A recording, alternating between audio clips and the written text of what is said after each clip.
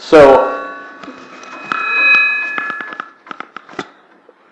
we pumped up the volume and now we're feeding back. Check. Okay. All right. Now can you hear the? Okay. Now the objective is to write linear equations just like Friday. We're going to be continuing to make sure we finish that 1.3 assignment today when we get some time, because I know you don't necessarily have these yellow calculators at home. But for the warm-up, if you're gaining 7 pounds a year, okay, if you're adding the same thing every year, that's linear, okay? So there's two ways to do this. You could figure out the rate of change, which we know, and then you could figure out the starting amount, which we know, and you could write y equals mx plus b. What would the m be? The change, which is 7. What would the b be? 110, okay?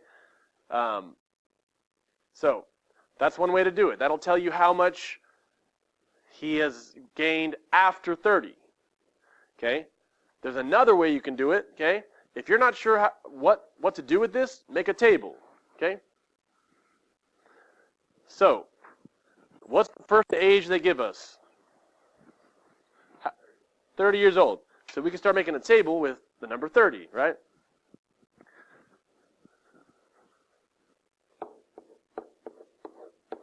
At 30 years old, he's 110 pounds. Every year, he's gaining 7, so at 31, he'd be what? 117, and then 32, he'd be 124. So here's another way you could have done it. You could have made a table, and then how do you get an equation out of that table? You want to be writing this down, right? This way. Okay, so let's do that. When we plug that into our calculator, we go to List and Spreadsheets, a new one with X and Y at the top. So we're talking about his first 3 years, starting at 30. Okay, so he was 110 pounds. He was pretty lanky. And then he was 117, and then 124. Again, this is a very made-up situation, okay? But imagine he linearly gained weight, okay? So I want to get an equation. Is this linear? Adding each time? Yes. So I'd press menu for 1, 3 for linear. X for X, Y for Y. Wait, what? Sorry. Let's try that again. Let's see if I can make this work. Menu 4, 1, 3.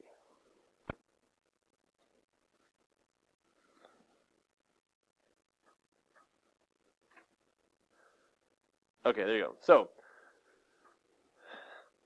if it was linear his whole life, okay, we know it's for sure after 30, but this is like his whole life. This is different than just starting at 30. This would be 7x minus 100, okay?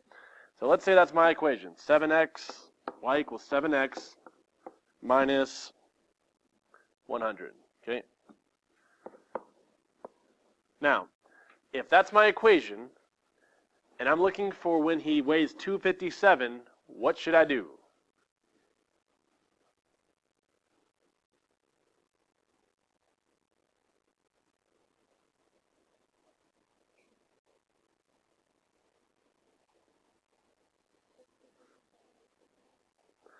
Okay, you can plug 257 in, except you'd plug it in for y. So x is always the years. So you could plug 257 in for y and solve, okay? There's maybe an easier way. Do y'all know how to get a table on the calculator when you have an equation? So we're going to graph it. Now we don't care what the graph looks like. We need the table. So once we graph it, what do? To get a table, and you need to know this for the 1.3 assignment, which a lot of people in this period have not turned in, that you're going to do on your own, right? Okay, so again, to get a table from a graph, let's go type it in, 7x minus 100. New document. Go to graphs, 7 x minus 100. Now, when you hit enter, you're not going to see it because minus 100 is way down below. Don't worry about it. Just hit Control T. Control T. Now you got to scroll down, but we're looking for how many pounds? 257.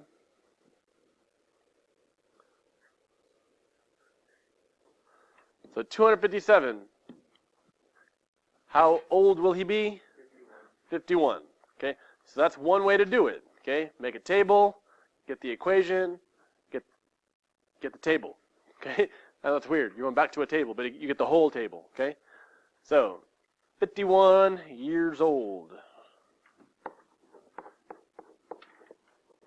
is when he's going to be 257 pounds. Okay, again, made up scenario, but you get the idea. For linear, you can get an equation from a word problem, and then you can get a table and check for values, which you have to do on your assignment you got Friday, 1.3. And again, I'm giving you some class time today to finish that because yellow calculator is here, right? Okay.